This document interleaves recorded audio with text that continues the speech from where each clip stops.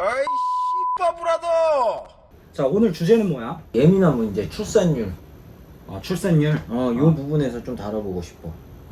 출산율이 0.6까지 떨어져, 0.8까지 떨어졌다 그랬나? 그 정도 느낌이야. 그러니까 0.6에서 0.8 정도 사이네. 출산율이.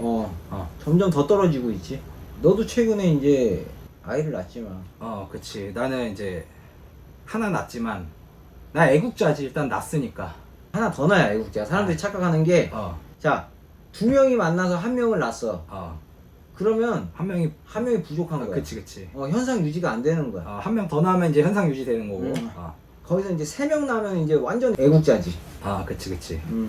어찌됐든 출산율이 워낙 지금 계속 떨어지고 있으니까 출산율이 떨어진다라는 거는 국가의 어떤 미래, 성장 동력이.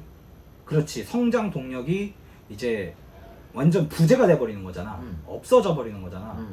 그래서 사실 걱정이 많이 되긴 해. 내가 뭐 엄청난 애국자는 아니지만 이게 되게 심각한 문제야 지금. 나라에서도 노력을 많이 하고 있지만 이 정도의 노력으로는 해결이 안 돼. 왜 출산율이 자꾸 떨어지는 걸까? 나한테 질문했지만 역으로 너 생각은 어때? 일단 결혼을 안 하려고 하는 게 크지. 맞아. 예전부터 계속 결혼 정년기가 늦어지고 있어. 결혼 정년기가 늦어지고 있어도 결혼을 자꾸 더 안 하는 추세. 요즘에 비혼주의 뭐 이런 얘기도 되게 많고, 그리고 사람들이 결혼을 하게 되면은 책임져야 되는 부분 굉장히 좀 부담감을 느끼는 것 같고, 결혼을 해야 될 나이에 아직까지 공부를 하거나 뭔가 사회적으로 경제활동을 하지 않고 있기 때문에, 반대로 안정이 됐어. 그 안정이 된 사람이 나이가 안정이 되기까지 시간이 좀 걸리다 보니까 결혼 정년기가 생각보다 많이 늦어진 거야. 지금의 안정을 유지할 수 없을 것 같은 그런 생각도 분명히 한다고 생각을 해. 불안감. 그치. 막연한 불안감. 이런 것들 때문에 아이 낳는 거를 부담스러워 한다라고 나는 생각을 하는 거지.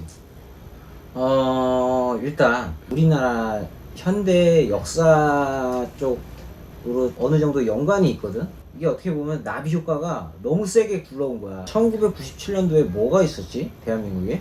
IMF가 있었지. IMF 이전에 태어난 애들이 형제나 자매가 있는 경우가 많더라고. 그러니까 쉽게 말해서 외동이 별로 없었어. 근데 IMF 이후에 태어난 애들이 외동이 엄청 많더라고.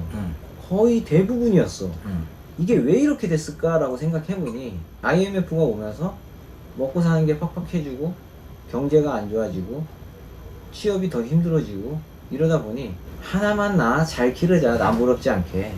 대는 이어야겠지만 남부럽지 않게 잘 키우자. 그러다 보니 사교육비가 엄청나게 늘어나게 됐고, IMF 그 시절까지만 해도 외벌이로 어느 정도 커버가 되었다면 그 이후부터는 생활 수준을 맞추기 위해서 맞벌이를 점점 하게 되는 가정이 늘어나게 된 거지. 근데 맞벌이를 하게 되면 솔직히 아이를 낳아서 기르거나 이럴 때 좀 부담이 되는 게 사실이잖아.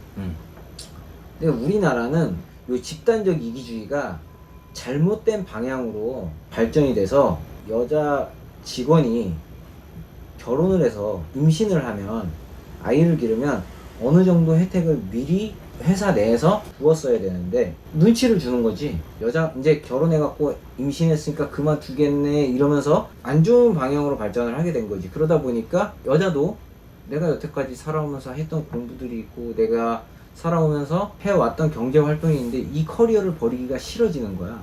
자, 일단 경제적인 부분. 그래서 IMF 이후로 대한민국이 출생률이 많이 떨어졌어. 확실히 그때 이후로 태어난 애들이 외동이 많더라고. 어쨌든 근데 내가 볼 땐 그게 경제력에 관련된 부분이 아닐까.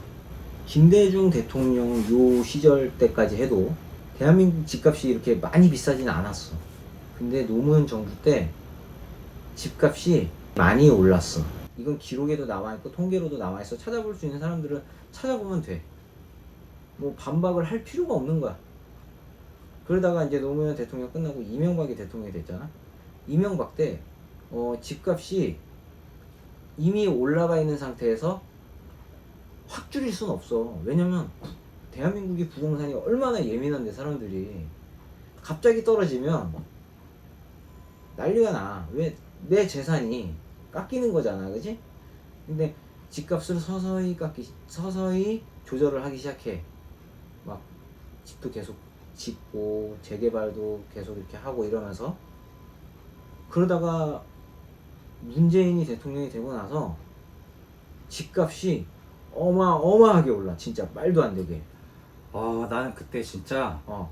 와, 결혼을 하고 어. 전셋집을 찾는데, 예전에는 이 금액이면 어. 아파트를 샀다? 어. 이제는 이 금액으로 전세도 들어가기 힘들어. 분명히 이 정도가 아니었거든? 난 그래서 진짜 엄두가 안 나더라고. 와, 전세를 들어가려고 하는데 전세가 7억, 8억, 9억이래. 근데 이게 최고점을 찍을 때가 아니었어. 올라가고 있을 때였어. 와, 나 진짜 깜짝 놀랐잖아. 진짜 깜짝 놀랐어. 그러니까 너무 올라오니까 나중에는, 그러니까 한편으로 이런 생각도 하지. 거품이야. 어쨌든 빠질 거야. 라는 기대도 하는데, 한편으로는 너무 약이 오르면서 현타가 오지. 현타가 좀 오지. 우리나라는 어쨌든 결혼할 때 집은 남자가 준비해가고 혼수는 여자가 해가는 그런 문화가 아직까지 좀 유지가 되어가고 있는 나라 중 하나야. 그렇지?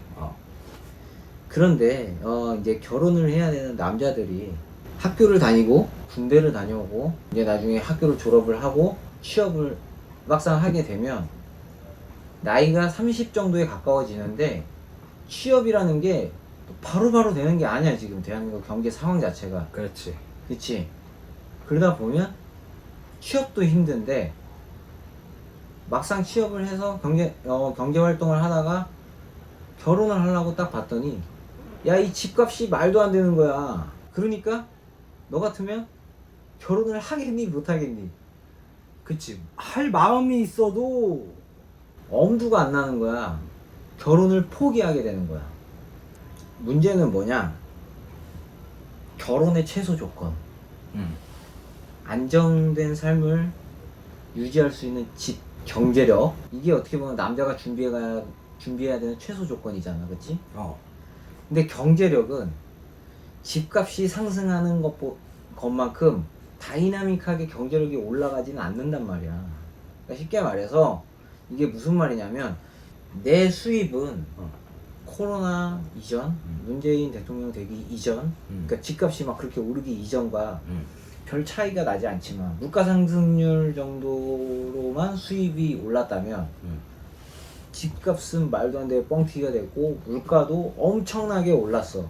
따지고 보면 결혼하려면 집도 사야 되고 뭐도 해야 되는데 남는 돈은 점점 줄어들고 저축은 더 힘들어지고, 그러다 보니 젊은 사람들이 결혼을 포기를 하게 되는 거야. 결혼의 최소 조건이 아까 말했던 집이나 경제력인데, 일단 집부터 해결이 안 되니 결혼의 최소 조건을 맞출 수가 없는 상황인 거고, 그러다 보니까 자연스럽게 결혼을 포기하게 되는 거고, 결혼을 포기하니까 출생률도 같이 떨어진다.